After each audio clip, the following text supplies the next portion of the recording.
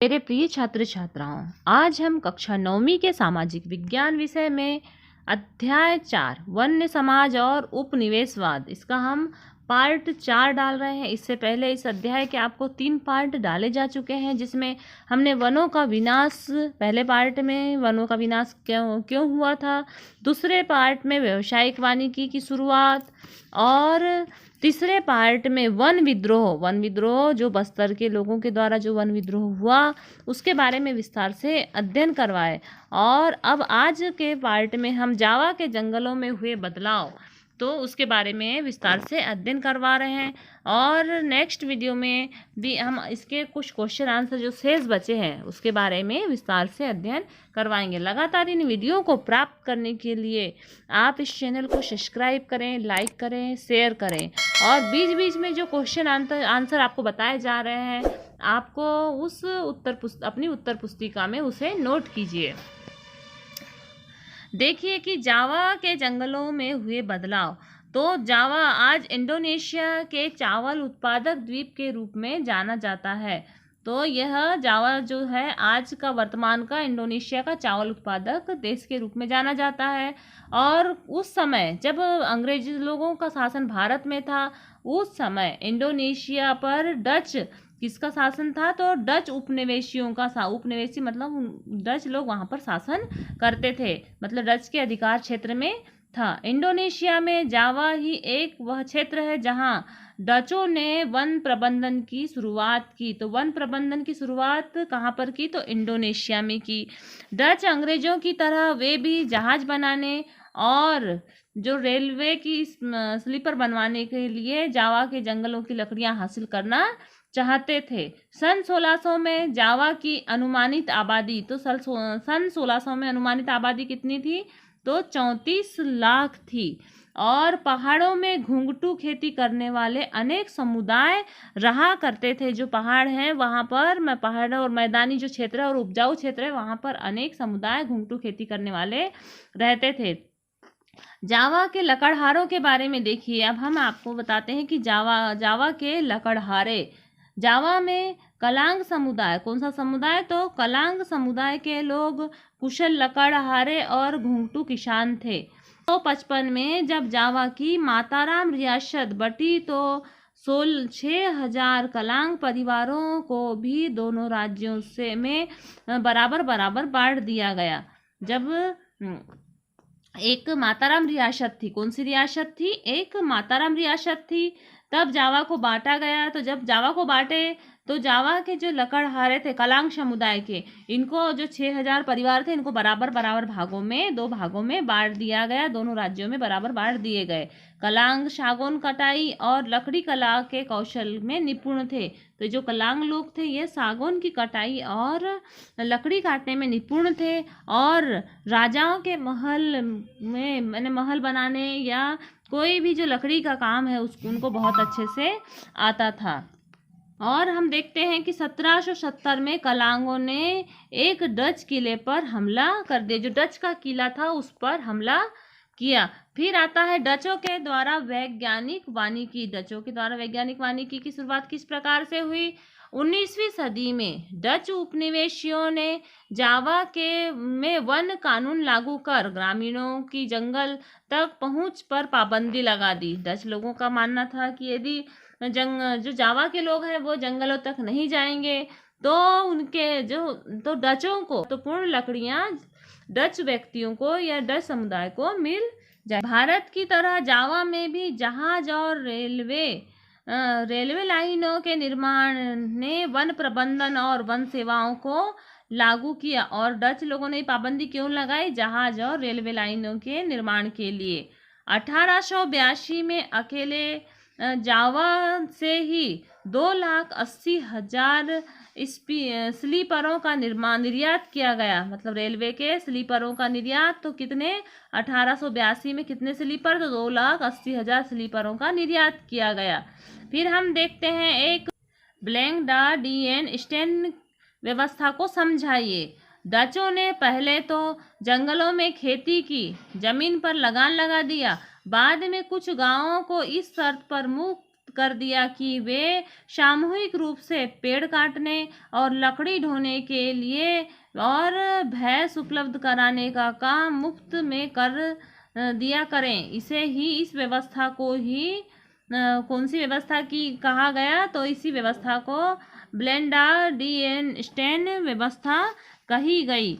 मतलब बहुत सारे लोगों को तो वहाँ से उस जंगली क्षेत्र से अलग कर दिया गया और कुछ लोगों को इस शर्त पर वहाँ पर रखा गया कि वे मुफ्त में क्या करेंगे, जो वहाँ की लकड़ियाँ हैं पेड़ों की लकड़ियों को काटेंगे और लकड़ी ढोने के लिए भैंस उपलब्ध कराने का कार्य मुफ्त में करेंगे। बाद में वनवासियों को लगान माफी के बजाय थोड़ा बहुत मेहनताना दे दिया जाता था और लेकिन वन भूमि पर खेती करने के लिए अधिकार सीमित ही थे, वहाँ की जमीन पर खेती नहीं कर सकते थे। अब हम देखते हैं कि सामीन की चुनौती। सन 1890 में के आसपास सागौन के जंगलों में स्थित रांदू बलातुंग गांव के निवासी सिरोंतिको शामिन ने जंगलों पर राजकीय मालिकाने पर सवाल उठाया। उसने बोला कि जंगल किसी की धरोहर नहीं है या किसी राज्य का क्षेत्र नहीं है, इस पर सभी का अधिकार है। उनका तर्क था कि हवा, पानी, जमीन और लकड़ी राज्य की बनाई हुई नहीं है, इसलिए उन पर उनका अधिकार नहीं हो सकता। इस आंदोलन को संगठित करने वालों में सामीन का दामाद भी सक्रिय था। 1907 तक 3000 परिवार इसके विचारों को मानने लगे। डच जब जमीन का सर्वेक्षण करने आए तो कुछ सामीनवादियों ने अपनी जमीन पर लेट करके इसका विरोध किया, दूसरों ने लगान भरने से इनकार कर दिया। इस प्रकार से सामीन के द्वारा विरोध किया गया। सामीन का विरोध था। अब सामीन के विरोध के बारे में आप उत्तर पुस्तिका में नोट कर लीजिए। एक क्वेश्चन आता है, और युद्धों से जंगल क्यों प्रभावित हुए? पहले और दूसरे विश्व युद्ध का जंगलों पर गहरा असर पड़ा।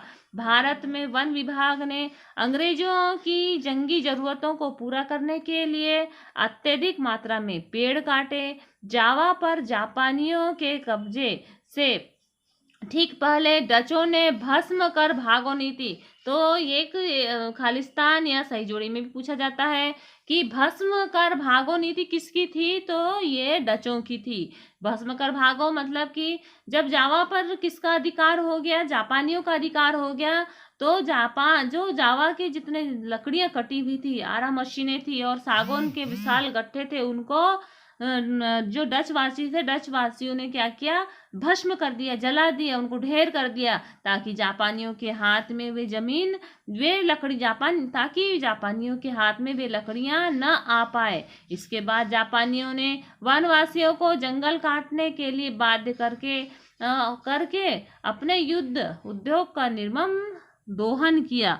इस प्रकार से बहुत सारे गांव वालों ने इस अवसर का लाभ उठा करके जंगल में अपनी खेती का विस्तार किया और जंग के बाद इंडोनेशियाई वन सेवा के लिए इन जमीनों को वापस हासिल कर पाना कठिन हो गया। हिंदुस्तान की तरह यहाँ पर भी जंगलों में की कटाई की गई और जंगलों की कटाई करके किसानों ने उन जमीनों को अपने नियंत्रण में ले लिया। और अब हम देखते हैं कि वानिकी में नया बदलाव किस प्रकार से आया। 80 के दशक में एशिया और अफ्रीका की सरकारों को समझ में आने लगा कि वैज्ञानिक वानिकी वन समुदाय को जंगल से बाहर रखने की नीतियों के चलते बार बार टकराव पैदा होता है। परिणाम स्वरूप वनों से इमारती लकड़ी हासिल करने के बजाय जंगलों का संरक्षण ज्यादा महत्वपूर्ण लक्ष्य बन गया। सरकार ने यह भी मान लिया कि इस लक्ष्य को हासिल करने के लिए वन प्रदेशों में रहने वालों की मदद लेनी होगी। मिजोरम, कुछ जैसे कि अपने भारत में मिजोरम से लेकर केरल तक हिंदुस्तान में हर कहीं घने जंगल सिर्फ इसलिए बच गए कि ग्रामीणों ने उसे सरना, देवरा, कुंडू और कान और राई इत्यादि नामों से पवित्र बगीचा समझकर उसकी रक्षा की। मतलब ग्रामवासियों ने जिनकी रक्षा की वही जंगल बच पाए। कुछ गांव तो वन रक्षकों पर निर्भर रहने के बजाय अपने जंगलों की चौकसी आप करते रहे, मतलब जो गांववासी थे वे स्वयं करते रहे। इससे हर परिवार बारी बारी से अपना योगदान देता रहा। स्थानीय वन समुदाय और पर्यावरणविद अब वन प्रबंधन के वैकल्पिक तरीकों के बारे में सोचने लगे हैं। इस प्रकार से हमारे निरंतर जंगलों का विनाश हुआ अंग्रेजों के ज़माने में भी, और जहाँ जहाँ जिस जिस देश में जिन लोगों का शासन रहा उन लोगों ने अपनी आवश्यकता की पूर्ति के लिए जंगलों का विनाश किया, और उसी का आज दुष्परिणाम है कि पर्यावरण निरंतर प्रदूषित होता जा रहा है और विविध प्रकार की बीमारियां पर्यावरण में फैलती जा रही है। ओजोन परत का क्षरण हो रहा है और वातावरण एकदम गर्म होते जा रहा है, और जितनी बर्फ है हिमालय में जो बर्फ है वो निरंतर गर्मी के कारण पिघलती जा रही है। नदियों का जल स्तर बढ़ता जा रहा है और इसी वजह से पर्यावरण में एकदम से आमूलचूल परिवर्तन उत्पन्न हो रहे हैं। यदि आज भी यदि वृक्षों को नहीं बचाया तो कल हम आने वाली पीढ़ी को सिर्फ कार्बन डाइऑक्साइड ही दे पाएंगे, न उनके लिए ऑक्सीजन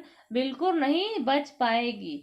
इस प्रकार से हमने वन प्रबंधन और वनों के बारे में जाना। अब हमारी भी एक जिम्मेदारी है कि हम अपने आजू बाजू के क्षेत्रों में अत्यधिक मात्रा में वृक्षारोपण करवाएं और पेड़ों को कटने से बचाएं। इस प्रकार आप उत्तर पुस्तिका में अपने क्वेश्चन आंसर जितने बताए गए उनको आप अपने उत्तर पुस्तिका में नोट कीजिए। इसके पहले के जो 3 वीडियो है उन्हें भी देखिए, तो ये पार्ट आपका कंप्लीट हो जाएगा और अपने नोट तैयार करके अपनी पढ़ाई जारी रखिए।